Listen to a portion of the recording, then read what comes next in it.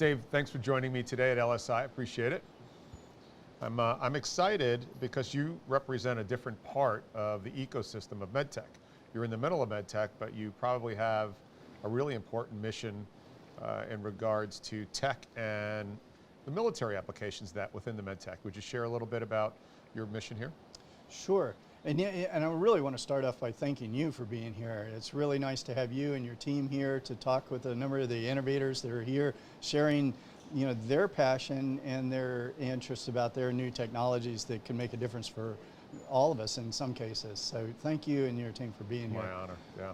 So I focus a lot on helping these companies understand how to utilize non-dilutive funding to support their tech development and their business development. And then within that, we have a number of things in the U.S., particularly for medtech and life sciences, National Institute of Health, most notably. But a lot of people are much less aware that the military medical community invests heavily in medtech, invest heavily in life sciences, telemedicine, remote care, trauma, emergency room, big investment areas for them. In fact, the DoD, several $billion a year. And I have the privilege of serving as a senior advisor for MTech, and I'm looking forward to telling you more about MTech. But MTech specifically is very interested in trying to help marry industry and investor community alongside the needs and the interest of the military medical community for innovative solutions. So that's what I'm here, and I'm trying to help those companies really understand how to utilize non-dilutive funds for their tech development and their business development. And then even more specifically, is their tech maybe relevant to the needs and interests of the military community? And so it's DH3, and that is your firm? Yes. Right? And then MTech, and MTech stands for? Medical Technology Enterprise Consortium. And that's a group of people, right? Or a group of organizations? It is a group of organizations, and we're really excited about it because we were able to set this up a few years ago due to some changes in the federal acquisition regulations that allowed us to set up what's called an Other Transaction Authority, which allowed us to set up this organization as an intermediary between industry, investment community, and the military medical community, and that's MTech. So MTech now has considerable traction, which is why we're here today speaking, right? We have over 450 member companies in there, and we've invested over $400 million, or nearly $400 million now, in 125, a few more than 125 of those companies. And 400 million over what time frame? The last two years have been particularly intense, but let's take it back 3 years. Wow. That's kind of when we really started, but most of it's been in the last 2 years. And it's going out to small companies that are teaming with large companies, small companies that are maybe also working with investors, and it's going out to a lot of companies that have never worked with the military medical community before, so first timers. So I come up with a technology or an idea, and I'm an entrepreneur. Do I find you or do you find me? Well, I think it's a little bit of both. I mean, LSI 2021, we're right here at the first conference that most of us have been at in over a year, right? And I think this is an extremely important type of event to be able to get that collegial interaction. Tell me a little bit more about what you're doing. What are you trying to solve? Tell me a little bit, I'll tell you a little bit more about the needs and interests of the military medical community. So it's a little bit of both ways. And I think this kind of event, Scott and his team, this has been very important to be able to put this kind of event together so that people have that opportunity for that interaction.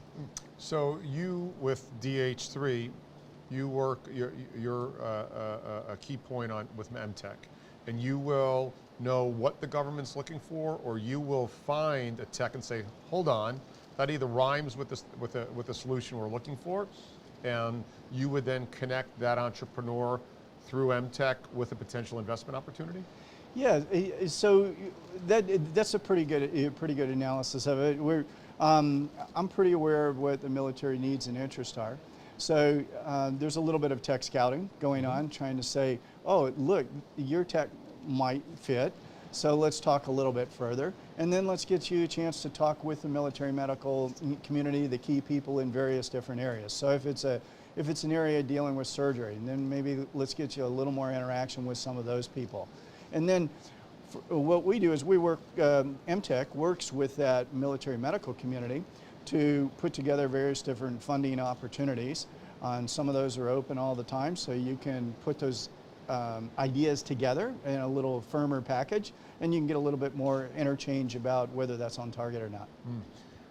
So it's non-dilutive funding, which is always interesting to entrepreneurs and other investors. How does the military or the government benefit from this? So let's say they get involved in an early A round.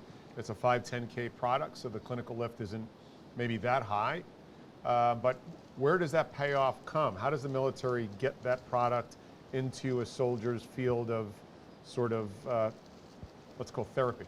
Right. So the military benefits by solutions, right?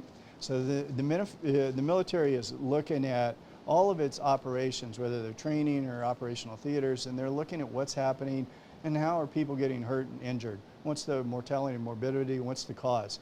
Looking at, okay, what do we need to do differently? All right, these are procedures, these are technologies that we have, but we need more. So they actually do their needs assessment that way to develop what are they looking for? And then they try to match that up with what's called like an analysis of alternatives and what technologies are out there. And hopefully that's where you find some of these technologies as a bit of a match. And what do they get out of it? They get a solution. They want a fieldable solution that's going to make a difference. Most of the people in the military medical community that are making these assessments are clinical people. So they're dealing with trying to take care of people with injuries.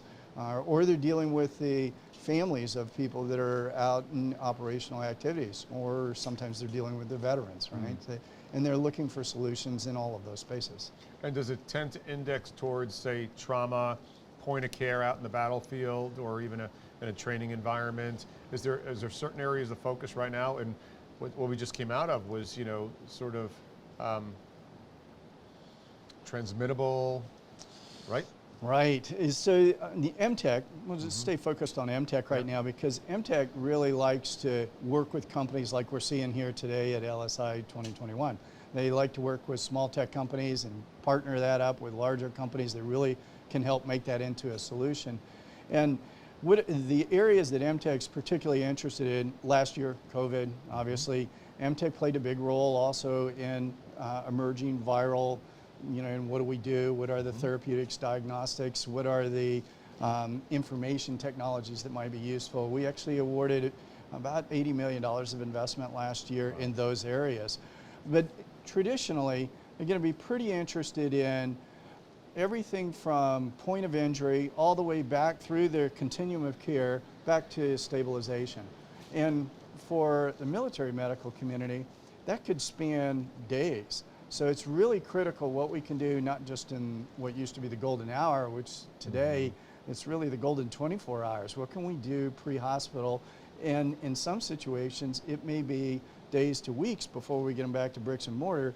So what can we do to make sure that those injuries don't get worse and don't have other complications? So it's a lot of point of care all through that continuum of care, the en route care, and in all of the emergency, trauma, and ICU type of applications. Those are big areas of interest.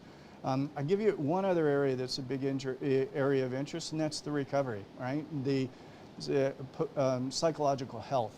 How do we help mitigate that as early as possible if there's any onset of psychological health, PTSD, post-traumatic stress disorder? Can we get it in front of that so that we can actually prevent that and help these people be able to return to their duty and return to their operation as quickly as possible?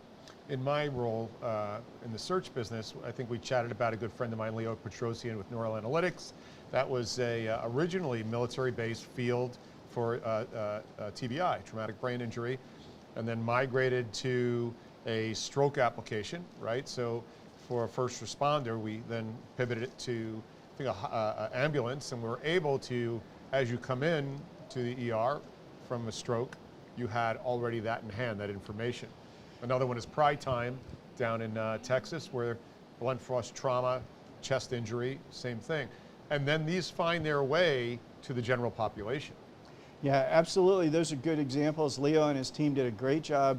TBI, traumatic brain injury, right? For the last decade at least, that's been a key area of interest, right? As we've seen more people, particularly in the military medical community, get exposed to blast injuries, it becomes a very complicated injury. Polytrauma, a lot of what may be visible, a lot of it might not be visible, and you really want to determine what the injury is and how to treat it. Traumatic brain injury has been a particularly challenging one, so that's a great point, but it translates really quickly into concussion and civilian type challenges as well. And an early predictive analytics, especially in the stroke area. Absolutely. And predictive is another good part, right? And that's what we're seeing nowadays. A lot of the devices are gathering a lot of data and developing the ability to actually predict so that we can be change that clinical outcome, right? Make that clinical outcome a better story. Whether it's stroke, if you can get it early and maybe before it even is the fully onset of it. So you're absolutely right. Almost all of these technologies in the military medical community that MTech invest in, they have commercial, civilian, everyday applications as well. Yeah. And we've seen that for years actually across DoD investments, NASA, aerospace, high-tech industry. The government is open to sponsoring a lot of that de-risking activities so that it can become more attractive to larger industry that has the channels, or more attractive to investors, and more things that we enjoy, right? And you and I chatted when we had our conversation earlier last week. It's no different than what the Apollo program peeled off for us, both in the medical industry as well as in consumer market. So this continues to feed everybody, and it's critical. How do people get involved in this? Who could they reach out to? If they're an entrepreneur, they have a technology, they may want financing and funding, help a soldier, help the country, and maybe help public at large.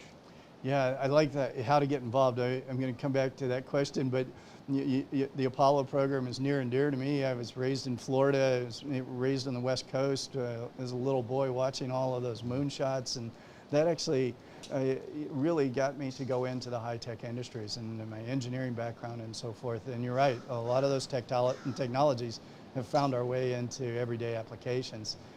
So MTech, how to get involved. So MTech, you can join. So you want to look it up. Medical Technology Enterprise Consortium, MTEC. Look it up and look at the various different areas of interest and see if their alignment is there. Then join the organization. And it's very nominal. It's an administrative fee on joining it. But then you want to look at the opportunities that are there, the more specifics, and apply for those opportunities. And apply for those opportunities to have the interactions with the military customer community. So get involved collegially, try and be part of the solutions that are being sought, right? Yeah, be part of the answers, right? And this community likes to do that. So, yep, get engaged that way. Another way that you can get engaged, you can donate to that as well. And if you're a service provider, we're looking for quality service providers that we can marry up with these small companies and encourage them to work together to have a more complete solution. So if you're a contract engineering house or CRO or regulatory, these companies need that. They also need the large companies that have the channels that can really make the product available. And that is, so MTech tries to encourage that kind of teaming so that there's a more complete solution. Well, I love it. Anything to do with our military to support our soldiers should take first place all the time. And I appreciate your time today. Thank you very much to you and your team for being here. Thanks, man. Thank you. I'm Joe Mullings from LSI Conference. Be well.